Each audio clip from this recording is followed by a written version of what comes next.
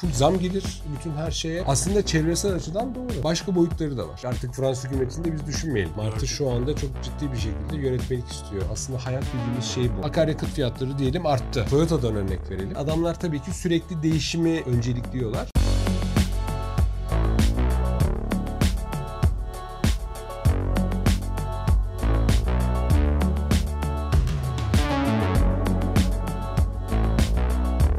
Aslında elektrikli arabalar çok önceden üretildi ama Mısır'da.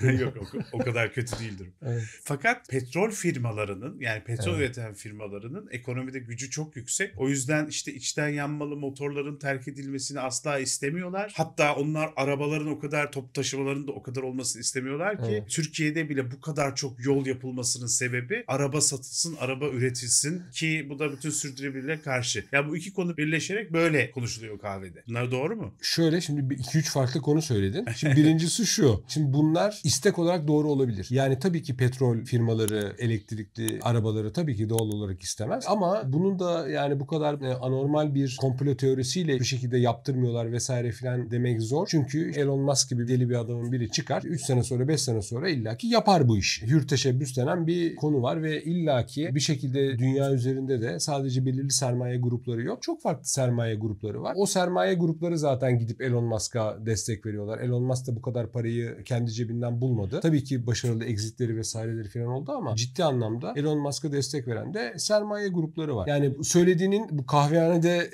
dönen sohbetin aslında yarısı doğru. Yarısı biraz süslenmiş diyebiliriz. Ben orada kahvehaneye bir destek vereyim hocam. Madem Tabii. bunun savunucusu oldum burada. Şimdi o mesela Elon Musk'ın yıllar sonra gün yüzüne çıkmasının sebeplerinden biri de şimdi elektrikli araba üretim deyince neticede eve onu getirip prize takamıyoruz. Onun istasyonları falan da olması gerekiyor. Evet. Uzun yolda vesaire. Ve bu petrol firmaları dedi ki siz bize zaman verin. Biz de petrol ofislerimizde arabalara elektrik satabilecek duruma gelelim. O altyapıyı kuralım. Çeşitli yerleri konuşlanalım. Öyle çıksın Yani gibi tabii, bir şöyle, zamansal durum var bunlar orada. tabii faktör ama yani bunlar ana faktörler değil tabii. Yani çok bizim kahvede böyle konuşuluyor hocam. Biraz abartılan şeyler. Türkiye'deki konuyu söyledin. Dedin ki işte Türkiye'de yollar yapılıyor vesaire filan. Türkiye'deki yolların aslında stratejik bir önemi de var. Şöyle stratejik bir önemi var. Aslında bu Çin'in biliyorsun bir kuşak bir yol projesi var. Duydun Bilmiyorum, mu? duymadım. Nasıl duymadın ya? Kalbimi kırdın şimdi. Vallahi hocam istemezdim tamam, ama o zaman şimdi karar verelim. buradayım. Bu konuyla alakalı kısa bir bölüm çekelim. Biraz da ondan anlatayım. Çünkü özellikle Türkiye'de bu yapılan yollar işte Kuzey Marmara Otoyolu, işte bu Osman Gazi Köprüleri, Çanakkale Köprüleri falan aslında biraz daha kahvehaneden değil de biraz daha makro seviyeden baktığın zaman bir yol bir kuşak projesinin belirli bölümleri olduğunu zaten görüyoruz. Şimdi bunu burada bir parantezi kapatalım. Sürdürülebilirlik tarafına devam edelim. Madem bu otomotiv firmaları bu elektrikli araçlarla ilgili şey yapamadılar. Peki bundan ne gibi bir ders alıp diğer firmaların ilerlemesi lazım? Bir kere sürdürülebilirlikle alakalı inovasyon yapılması gerekiyor. Yani sürdürülebilirlik ve inovasyon birbirine at başı giden, çok yakın olan firmalar. Şimdi bütün bunlardan, bu Detroit meselesinden diğer firmaların da çıkarmaları gereken dersler var. Ne gibi dersler var? Bir kere şunun anlaşılması gerekiyor. Sürdürülebilirlik konusuyla inovasyon konusu kardeş konular. Çok sırt sırta giden konular, at başı giden konular. Sürdürülebilirlik sağlayabilmemiz için, sürdürülebilir olmamız için inovasyona ihtiyacımız var. İnovasyon gerçekleştirebilmemiz için de sürdürülebilir olmamız gerekiyor. Böyle bir ilişkisi var sürdürülebilirlik ve inovasyon konularının. Çünkü inovasyonu biz gerçekleştiremezsek çok ciddi anlamda yok olacağız. Burada şeyi hatırlatmakta yarar var. Yani her zaman söylüyoruz onu. Sıklıkla da tekrarlamakta yarar var. Dijital dönüşümün iki temel düsturu. Artık öğrendin diye tahmin ediyorum. Evet. O zaman söyle bakalım. Biri kendi kendini yok etmeye. Tamam. Bravo. Diğeri de teknoloji satmayan firma yok olacak. Yok olacaklar. Bu ilk söylediğinde eğer inovasyon yapmazsak, sürdürülebilirlikle alakalı çalışmalar yapmazsak zaten yok olacağız. Veya birileri işte dijital dönüşümün bu iki düsturundan metaforda olduğu gibi birisi bizi gelip yok edecek. Burada üst düzey yöneticilerin temel olarak iki bakış açısının olması gerekiyor. Bir kere birincisi şu: sürdürülebilirliğe dayalı stratejiler geliştirmemiz gerekiyor. İş stratejilerinden bahsediyorum. Yani mevcut iş modellerimize sürdürülebilirliği de içine alan bir şekilde bir bakış açımızın olması gerekiyor bir. İkincisi de sürdürülebilirlik yeşil olmaktan çok daha fazlası, öyle söyleyeyim sana. Yani birçok insan sürdürülebilirliği yeşil olmak, doğa dostu olmak ve benzeri şekilde eşitliyor kafasında. O şekilde bir haritalama yapıyor. Ama bundan çok daha fazlası. Burada sürdürülebilirliğin tanımıyla alakalı benim sevdiğim bir tanım var. Norveç eski başbakanı Gro Harlem Brundtland bu tanımı yapmış. Gelecek nesillerin kendi ihtiyaçlarını karşılama imkanlarını olumsuz etkilemeden bugünün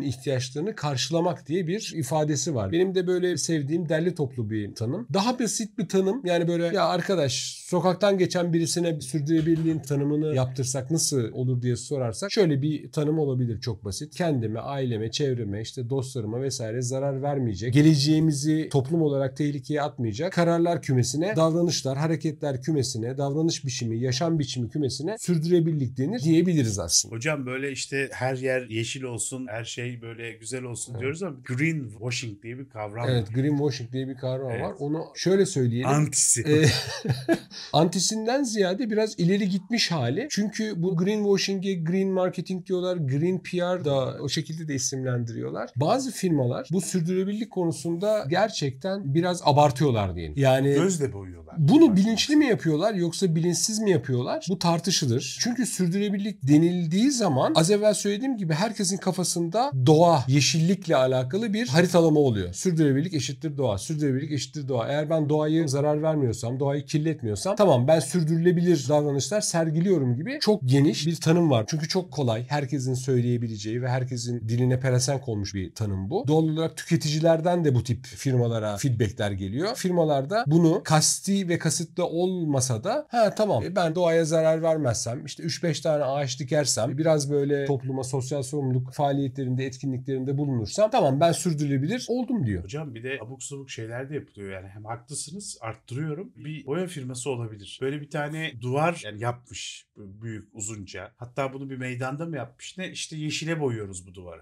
Bu mudur? Yani böyle hani üstüne bir şeyler çiziyoruz falan. Ama bunu halktan birileri de geliyor yapıyor. Abi sen o fikri bulup onu uygulamayarak sürdürülebilirliğe katkın oluyor aslında. Yani o kadar boya lüzumsuz. Onlar yıkılacak tekrar. Orası öyle kalmayacak. Evet, evet yani maalesef. Yani gösteriş işte oluyor biraz böyle farkındalık oluşturalım vesaire. Sürdürülebilirliğin ismini geçirelim. Markamızla beraber sürdürülebilirliği yan yana koyarsak biz de o şekilde algılanırız gibi. Maalesef böyle biraz daha nasıl söyleyelim daha böyle temel seviyede eforlar oluyor. Bunları ben kasti veya kötü niyetli olarak görmüyorum ama maalesef biraz vizyonsuz hareketler diyebiliriz. vizyonsuz. Çünkü sürdürülebilirlik yani bir halkla ilişkiler çalışmaları işte. Mesela bu senin söylediğin halkla ilişkiler çalışması aslında. PR. Bildiğin PR. Çocukları alalım, duvar boyatalım konusu. Bir PR çalışması. İşte ne bileyim yardımseverliktir, sosyal sorumluluk gibi faaliyetlerden daha fazlası. Bir de şey var. Yeşil temalı ürünler çıkarıyorum. Bundan da çok daha fazlası. Tam tersine sürdürülebilirlik aslında business anlamında, iş anlamında çok ciddi bir silah, çok ciddi bir tool üst düzey yöneticiler açısından. Sürdürülebilirlik doğru uygulandığında çok ciddi anlamda bir kere maliyetler düşüyor. Onu söyleyeyim. Verimlilik artışı sağlıyoruz. Bu cümleleri daha önceden duymuşsundur. Tabii. Dijital dönüşümü falan konuşurken çok ciddi bir müşteri etkileşimine kapı aralıyor bu tip davranışlar. Ve diğer taraftan kendi insan kaynaklarımızı çok ciddi anlamda besliyor sürdürülebilir davranışlar. Bunlarla ilgili tabii bir sürü örnek var. Bunları sırası geldiğinde yavaş yavaş söyleyelim. Kendi bulduğum bir tanım var. Sürdürülebilirlik çağrınızın sonsuzda yankılanmasıdır gibi bir tanım geliştirdim ben de kendimce. Çünkü burada biraz daha geniş bakmak lazım konuya. Bir kere şuna inanıyorum. Bizi dinleyenler de buna gerçekten kalpten inansınlar. Her insanın insanoğluna söyleyeceği, kurması gereken bir cümlesi olması gerekiyor. Ve muhakkak var aslında bu. Bizim aslında hayat yolculuğumuz biraz böyle felsefi bir konuya geldik. Çok makro seviyeden bakıyoruz konuya ama bu gerçekten de böyle. Her insan aslında insanoğluna söyleyeceği, kuracağı o cümleyi arıyor. Aslında hayat dediğimiz şey bu. Sürdürülebilirlik de yani bu çağrının biraz sonsuzda yankılanması, yani daha sonraki nesillere, bir sonraki nesillere, aslında bu benim yaptığım tanım. Az evvel Norveç eski başbakanının yaptığı tanımla biraz daha paralel aslında bakarsan. Şimdi biraz böyle örneklere geçmek istiyorum. Biraz daha somut hale getirmek için. Sana bir soru soracağım. Eğer petrol fiyatlarını arttırırsam, az evvel bir örnek vermiştik hatırlarsan 2008 krizinde. Araba kullanmayı biraz daha düşürebilir misin? Yakıt fiyatları artarsa. Akaryakıt fiyatları diyelim arttı. Yani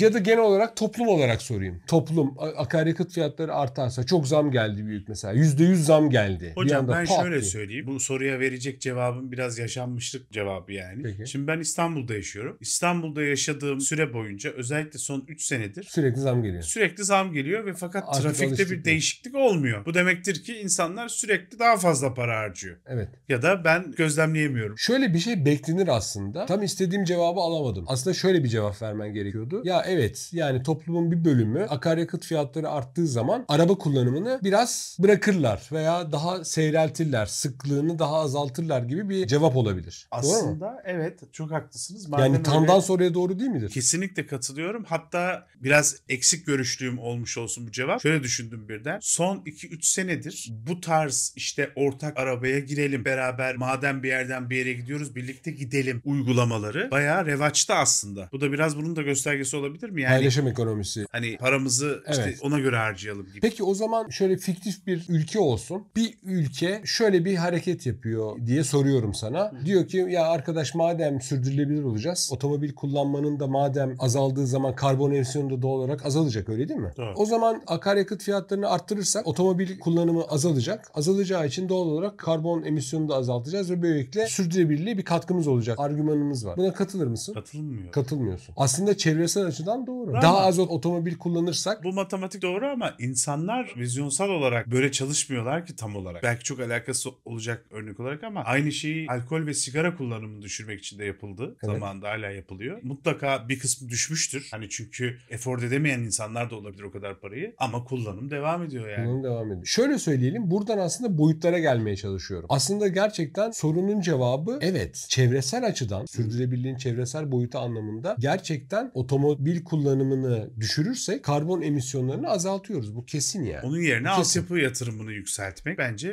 benzine zam yaptan daha mantıklı. Otomobil örneğinden çıkmayalım. Benzin fiyatlarını arttırdık, işte akaryakıt fiyatlarını arttırdık. Otomobil kullanımını baskılıyoruz. Doğal olarak karbon emisyonu azaldı. Bu çevresel açıdan okey, sürdürülebilirlik açısından. Fakat sürdürülebilirliğin sadece çevresel boyutu yok. Başka boyutları da var. Sosyal boyutu var, ekonomik boyutu var ve kültürel boyutu var. Mesela sosyal boyutu dediğimiz zaman, istersen bunu daha rahat olması açısından ekrana getirelim. Mesela sosyal boyutu toplumu ve bireyi etkileyecek her aksiyon ve durumu içerir yazmışız. Yoksullukla alakalı, adalet, eğitim, işte halk sağlığı, insan hakları ve benzeri gibi, istihdam gibi konulara örnek verebiliriz. Bir ikinci boyutu ekonomik boyutu. Ekonomik ve finansal hedefleri etkileyen aksiyon ve durumları içeriyor. Yani nedir o? Kaynakların verimli kullanımı gibi, optimizasyon gibi, iş süreçlerinin iyileştirilmesi gibi konular. Kültürel boyutu var. Kültürel zenginliği ve çeşitliliği etkileyecek aksiyon ve durumlar. Yani medeniyet ve uygarlıklara ait normların gelecek nesillere aktarılmasıyla alakalı bir boyutu var sürdürülebilirliğin. Ve en sonunda çevresel boyutu var. Bunu zaten az evvel örneğini verdik ve bu gerçekleşti. Yani çevre ve biyolojik ekosistemi etkileyen aksiyon ve durumlardan bahsediyoruz. İşte iklim değişikliğine zarar vermiyor. İşte doğal kaynakları koruyor. Atık yönetimi ve benzeri konular. Otomobil akaryakıt örneğini şu şekilde değerlendirebiliriz. Çevresel açıdan okey, karbon emisyonunu düşürdü. Fakat sosyal açıdan sıkıntılı. Niye sosyal açıdan sıkıntılı? Çünkü birçok insanın hareketliliğini, o mobility dedik ya, onu kısıtlıyor. Eğer ben arabama binemiyorsam eşime, dostuma, akrabama, anneanneme el öpmeye vesaire filan gidemeyeceğim. Toplu taşıma maliyetleri artacak. Toplu taşıma maliyetleri arttığı için kültürel açıdan toplumun en yoksul kesimi toplu taşımaya dahi binemeyecek seviyeye gelebilir. Bu çok sıkıntılı. Onların kültürel sürdürülebilirliği sıkıntıya düşer. Ekonomik açıdan da çok büyük sıkıntısı var. Eğer sen akaryakıt fiyatlarını arttırırsan bütün lojistik sektörü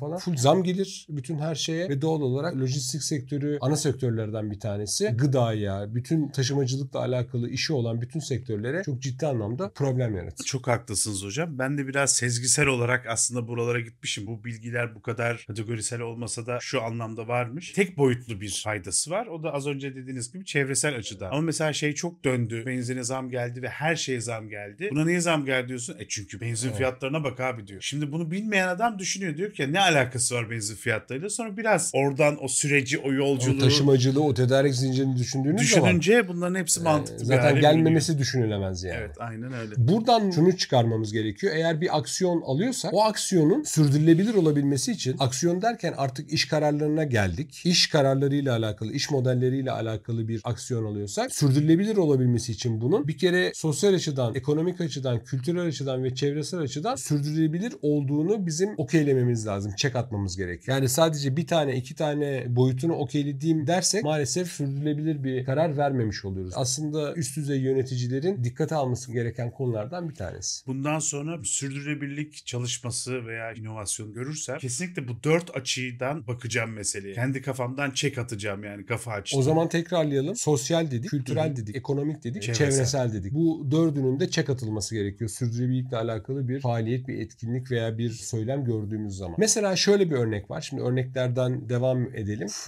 Fransa'da çok enteresan şeyler oluyor. Oldu bu 2023 yılının son ikinci döneminde, özellikle sonbaharda, Eylül-Ekim'de filan. Ülke içi yani domestik uçuşlarda 2,5 saat altı olan domestik uçuşlar iptal oldu. Bunun haberin var mıydı? Var. Bu karbon emisyonunu azaltmayla alakalı böyle bir aksiyon aldı Fransa. Ama onu hesaplamışlardır herhalde şimdi. Evet. Çevresel olarak şu veriye ihtiyacım var. Onun yerine tercih edilecek arabaların, yani 2,5 saatlik mesafeye kümülatif olarak yaydığı karbonla uçaklarınki bir mi? Yani ne kadar farkı var?